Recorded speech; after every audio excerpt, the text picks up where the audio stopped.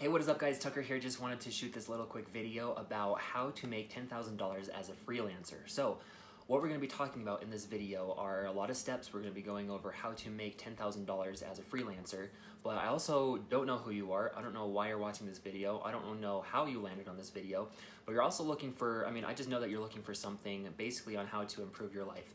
You know, when I first started doing this kind of stuff, I basically needed money really quick. I needed to earn really quick something because I had bills to pay.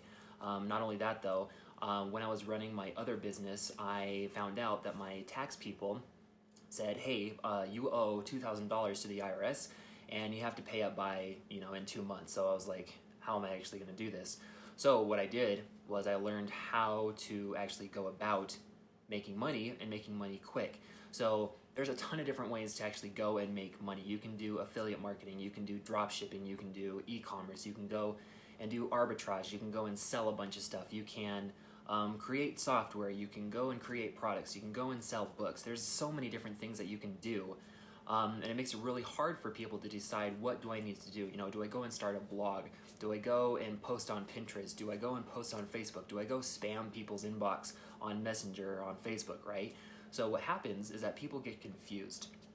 Now, it took me about 2 years to stop being confused and actually pick something that I was really good at. So if you're really good with people, if you're really good, and even if you're not, but if you are really good at being analytical, if you're really good at getting clients, if you're really good at, just being like helpful, if you're good at doing things for other people, if you like being hands-on, if you like projects that involve, teams, then being a freelancer is definitely something that you should consider, because all it takes is just your time. You just have to learn a certain skill set that will allow you to actually go about doing something for other people that they either don't know how to do, or they don't know how, they don't have the time to go and learn certain things. So for me, I'm a digital marketing expert. I'm a digital marketing consultant. I'm a freelancer. I'm an agency owner, whatever it is you want to call it.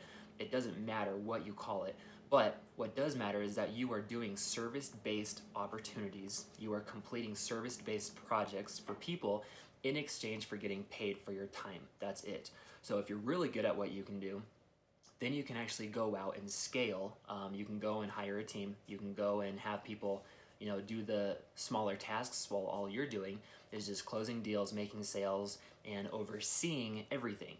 So let's now talk about how to go about making $10,000 as a freelancer. So this is what I did. Number one, I learned a skill set, and this was actually Facebook advertising. By learning Facebook ads, this helped me to actually go and learn a skill set that, number one, people didn't know how to do. Number two, it was super confusing. Number three, they were so focused on their business that they actually didn't have the time to go and learn how to do Facebook ads. They might as well become a Facebook ads expert if they were actually going to go do it, and if they made it work, right? So that's what I did. I learned a skill set. Now this doesn't have to be just Facebook ads. This can be literally everything that business owners need that they don't want to do, okay? Does that make sense? So this can be like email marketing. This can be, and so I'm on the digital marketing side, sales funnels, email marketing, chat bots, Facebook ads, copywriting, whatever it is, but there's tons of different things that you can go and do for people. Those are just like 7 things that you can actually go do. So when you dial in this skill set, you have to master this skill set. You can't just say like, oh, hey, by the way, I do Facebook ads, but you suck at it, okay? You can't just go and say, you can't just go and get clients if you suck at doing Facebook ads, right? So you have to learn this skill set. You have to then master that skill set. That's step 2. Step 3 is after you've mastered it, after you have mastered this skill set, let's just say Facebook ads. After you're done mastering Facebook ads or copywriting, whatever the skill set is, you then gotta go promote your services. Now you can do this in tons of different places. You can find clients on Facebook. You can go and add Facebook owners, you can go and add business owners as friends on Facebook, on LinkedIn, on Twitter, on Instagram, etc. And then you can use the 3-2-1 method. So this is what I do. My main source of income right now is actually from Facebook. And I have a method that I call the 3-2-1 method, and it's basically me posting 3 days in a row, lifestyle. So Me and my family, we're out in the park, we're doing a bike ride, we are at the store, just things that show what we do on a regular basis in our life. 2 days in a row after that, you want to then post value. So obviously if you're adding business owners as friends, you want to go and post about things that you're doing, like results, tips, strategies, hacks, whatever that it has to do with Facebook advertising. So this is stuff that they would want to learn. This is stuff that they want to listen to so that they can improve their business, right? So post steps or something. After that, what you want to do is you want to post one day after that. So we're talking about 6 days in total. The day after the 3 days and the 2 days, one day after that, you want to post a business post. So this is you asking for the sale. You're basically asking people, hey, I want to do, let's get on a call. Download this free report. Sign up for my newsletter. You want to just ask people to do something that will lead them into your funnel so that you can continue to market them on a regular basis, okay? So it's very simple. This is just one method. Now you can do the same thing for LinkedIn, Instagram. If Twitter is your thing, it's not my thing, but if it is really good for you, then do that. So there's that. There's also freelance sites, so like Upwork. There are a ton. There are so many different, there's tons of different sites and places that you can actually go where people are actually looking and creating jobs, and all you have to do is just go apply. The reason why this kind of sucks though is because these sites actually take a huge cut. So let's just say you go up on Upwork, someone's going to pay you $1,000 to go and do Facebook ads, and Upwork will actually take like 20% of that. So it's really pricey. They're going to take like $200 of it, or like $100. So what I like to do, instead of working on the Upwork system, I just like to use that for my lead generation. So I just like to have that be as like my just to get people on calls. But then what I'll do instead is have people pay me through either my ClickFunnels software, so like just an order form, or I have them pay me through PayPal, okay? So there's tons of different sites. You just have to look for freelance sites. So go to Google, type in freelance sites or Upwork alternatives, or Guru. That's another one, guru.com, upwork.com, tons of different places, right? You can do 99 designs if you were a great graphic design artist, whatever. So yeah, after you go and get clients, you need to just have a conversation with them. Don't try to have a sales call. Don't try to have, like, everyone tries to, get on the phone and do a sales call, and then they just like freak out. They're like, oh, I have to close the deal. And then they get so upset because they didn't close the deal, right? Just have a normal business-based conversation and see if there's a good fit. See if you like their personality. See if there's a way that you can benefit them and they can benefit from you, okay? So yeah, that's what you want to do. So get them on the call, have a business conversation, not a sales call, okay? There's a complete difference. After you get them on the call, see if there's a good fit. If there is a good fit, tell them about your services, show them the value that you've done.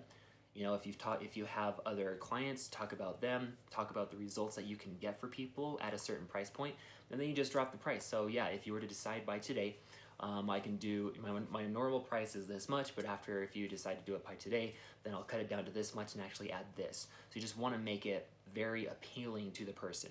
So after you go and do that, close the call. Obviously you got to get paid, so get paid first. Don't go and do something, then try to get paid. Doesn't work. You will kick yourself in the butt if you try to do it that way. So go, get paid, and then after that, then you can start fulfilling. So whatever you decided to do, whether it's graphic design, email writing, or email marketing, copywriting, Facebook ads, sales funnels, etc., go and just fulfill whatever it is that you discussed, whatever it is that you talked about. Just go and do that thing. So after you go and do that thing, they're now a client. They're now already paying you. You want to have them keep paying you. So what you want to do is either come up with a monthly option to where you'll keep working for them, doing the same thing or more, just to show your value and give them exactly what they need.